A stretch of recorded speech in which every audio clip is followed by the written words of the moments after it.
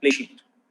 सो कैसे हम infinitely plane sheet को कंसिडर करते हैं? We will take a point of observation which is at very small distance as compared to dimension of the sheet, and sheet को हमने uniformly charged माना है, that means distribution uniform है, so there will be a charge density and we are considering there as sigma.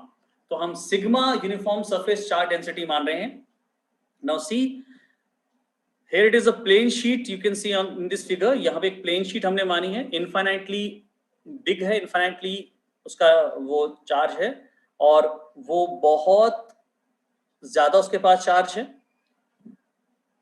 हमारा जो point observation are है वो बहुत नजदीक है, आर पॉइंट पर, आर डिस्टेंस पे एक पॉइंट पी हमने कैलकुलेट किया है, वहां पर हमें ई को कैलकुलेट जो किया वो ई हम मान के चल रहे हैं। लेकिन अगर आप देखो तो यही पॉइंट अगर हम शीट के लेफ्ट साइड में देखें, that is P dash, so that distance is also R, तो वहां भी डिस्टेंस आर होगा।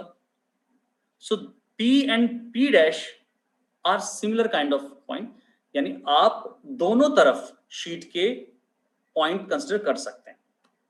तो आर डिस्टेंस शीट के राइट साइड भी हो सकता है और आर डिस्टेंस शीट के लेफ्ट हैंड साइड भी हो सकता है, और शीट यूनिफॉर्मली चार्ज्ड है, इसलिए हम यहां कंसिडर कर रहे हैं डेंसिटी सिग्मा।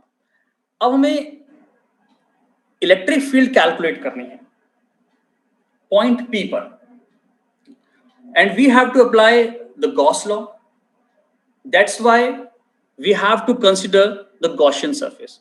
हमें गॉसियन सरफेस कैलकुलेट करना होगा, and we are drawing a Gaussian surface in the form of a closed cylinder of length r on each side। हम दोनों साइड r लेना होगा, पॉइंट दोनों साइड r डिस्टेंस पे हो सकता है। so we are taking r on each side with end area a। अब हम जो सिलेंडर ले रहे हैं उसकी लेंथ, टोटल लेंथ कितनी हो गई? टोटल लेंथ हो गई 2r, और जो साइड कैप्स हैं, जो साइड एरियाज हैं, these side areas on which P and P dash are located, these areas we are considering as A। so, इनका एरिया हमने A कंसिडर किया हुआ है, दिस इज A। तो P पॉइंट और P डैश पॉइंट इस area पर है और टोटल लेंथ 2r है, r from both side. So this is the Gaussian surface.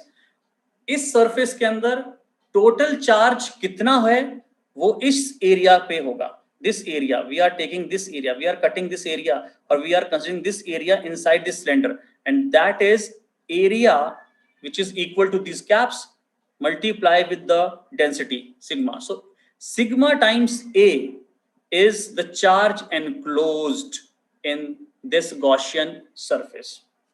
Now, so here we have chosen the Gaussian surface with the length 2r and area A, and axis is perpendicular to the sheet. So as the line of force is parallel to the curved surface, you can see these E vectors. E vectors are parallel to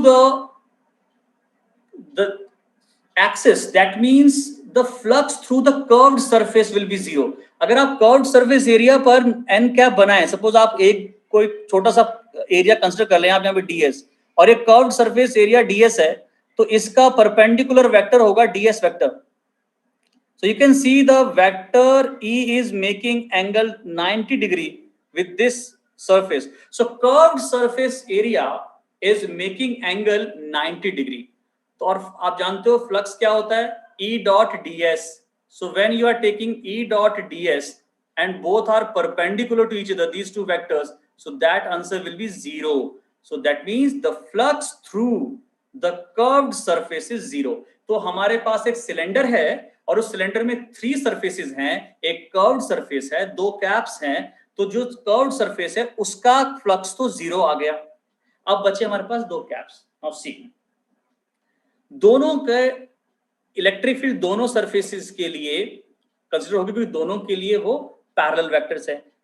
यहां का area n cap along the electric field line है, here is n cap is along the electric field lines, so both are parallel vectors, so electric flux will be maximum, that is E dot A। So here it is E dot A, here is EA, and for this surface is also EA.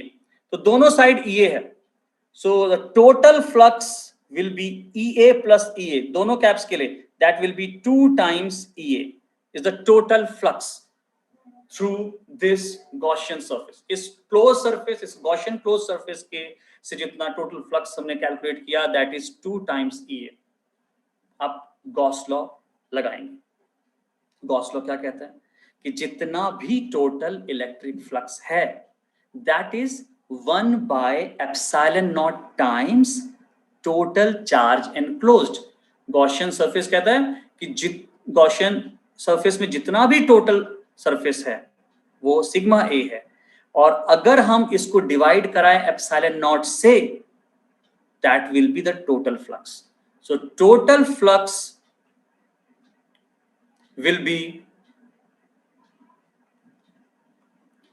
sigma A by epsilon naught, which is equal to 2 times EA. आपने calculate किया था total flux की total जो आपने total flux निकाला definition से E dot A दोनों तरफ कैलकुलेट किया, तो that will be 2 times EA.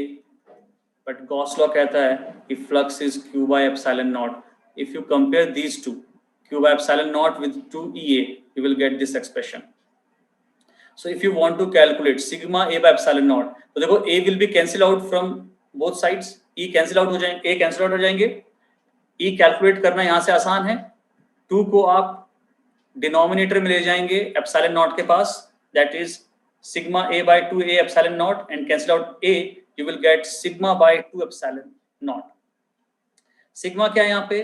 Constant है, यूनिफॉर्म डिस्ट्रीब्यूशन है, कांस्टेंट है, और हमने कंसीडर किया हुआ है कि ये कांस्टेंट है. एप्सिलॉन नॉट क्या है? कांस्टेंट है. So what does it mean? E पूरी तरीके से कांस्टेंट है. E is independent of R. You can see R is not here, R है ही नहीं यहाँ पे, तो that means independent of R है. That means the distance from the plane sheet R पे डिपेंड नहीं करेगा electric field intensity due to the plane infinite sheet. R पे डिपेंड नहीं करती, it is a constant sigma by 2 epsilon naught. So अगर आप किसी भी पॉइंट पर खड़े हैं, E will be same. Remember, the sheet is infinite, taken as infinite. We are considering it as infinite. तो अगर हम अलग-अलग आर्स लेते हैं, अलग-अलग पॉइंट ऑफ ऑब्जर्वेशन लेते हैं, P के थोड़ा सा आगे जाते हैं या थोड़ा सा पीछे आते हैं, तो इलेक्ट्रिक फील्ड लाइन सेम है. इसका मतलब इनफाइनाइट प्लेन शीट से यूनिफॉर्म इलेक्ट्रिक फील्ड निकल रही हैं. तो अगर हम इसको ड्रॉ करें, एक शीट के लिए अगर हम ड्रॉ करना चाहें, तो कैसे इलेक्ट्रिक फील्ड लाइन को हम ड्रॉ कर सकते हैं? So these will be parallel lines. So these are parallel lines. So electric field line will be parallel. That is constant sigma by 2 epsilon naught, and direction is along the normal. So that is n cap. तो surface के n cap के along जा रही हैं. तो अगर आप vector representation करना चाहते हो, तो you can write E vector is equals to sigma by 2 epsilon naught and along the normal. That means in the direction normal or normal to the surface. So this is the electric field line due to the infinite plane sheet.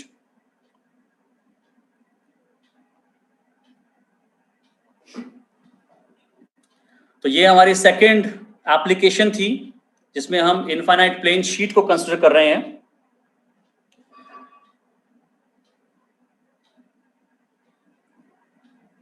E zero हो सकता है. एक question है कि क्या E zero हो सकता है? E जीरो हो सकता है अगर हम डिफरेंट शीट्स कंसीडर करें. अगर हम और शीट्स के कॉम्बिनेशन ले तो जीरो हो सकता है, पर अगर हम यहाँ सिंगल शीट की बात करें तो यहाँ E जीरो नहीं है. यहाँ पर E जीरो के लिए आपको कोई ऐसी वैल्यू चाहिए जो उसको नल करे या इसको कैंसिल करे. तो सिंगल शीट के लिए जीरो नहीं होता. But if there is more than one sheet, अगर हम 2 शीट्स लेते हैं और उनको एक पर्टिकुलर पोजीशन पर अगर हम कैलकुलेट करते हैं, तो वहां इलेक्ट्रिक फील्ड जीरो जरूर आता है. तो वो हम न्यूमेरिकल्स में जरूर देखेंगे ऐसा केस.